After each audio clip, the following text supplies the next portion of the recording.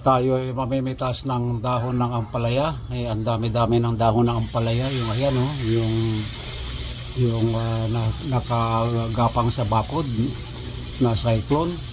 So mamimitas tayo dahil nakabili ako ng isda. Konti lang naman yung isda. Sa yung sari-saring isda iluluto natin sa dahon at talbos ng ampalaya. So samahan niyo ako mga kapatid. Tayo mamimitas na.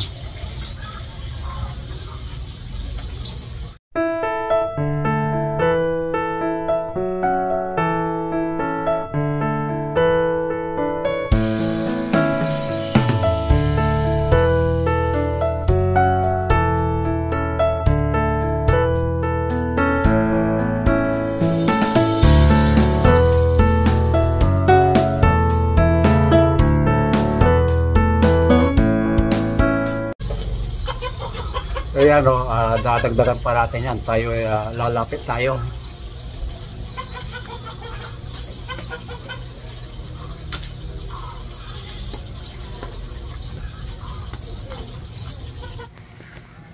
Ikutin muna natin. Ayan. Bali, ano na ito, 75 days. Kasi noon dumating ako rito, dito sila tumubo. Ayan, oh. So ang dami-dami dahon ng ampalaya. Andito ako sa kabilang bakod. Yung tanim ko naman doon sa kabila, yung mga okra, yung mga assorted vegetables, sobra-sobra na sa amin, nakakapagbigay pa sa kapitbahay. Buong pamilya ko rito sa aming compound nakikinabang na rin. Kaya kahit na kumuha sila every other day, mayroon tayong napipitas. So dito umpisahan na natin dito uli. So talbos at dahon ang kukunin natin. Kasi ito yung ampalayang yung native.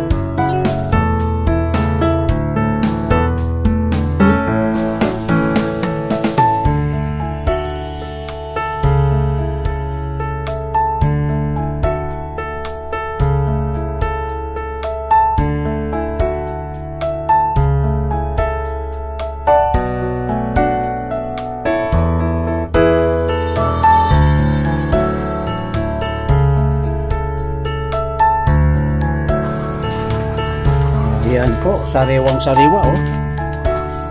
Kita nyo yan, yung dahon naman sa mula puno, magbabawas din tayo.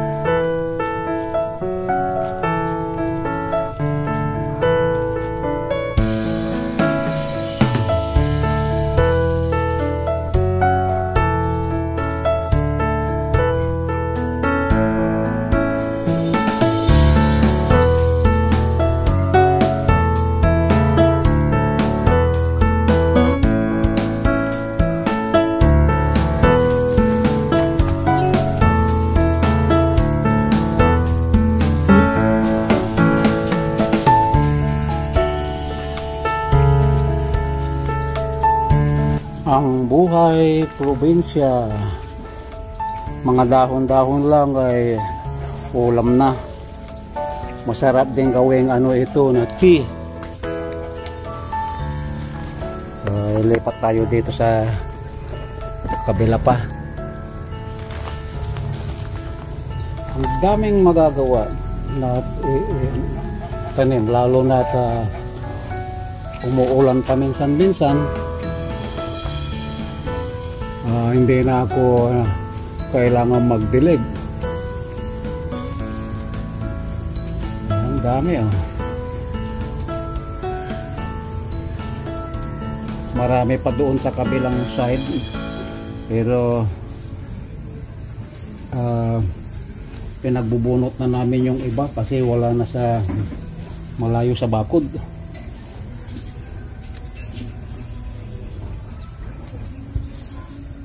Masarap din gawin itong yung tinola sa manok daw. So ayan, tapos na tayong mag-harvest. Tayo ay magluluto na maya-maya.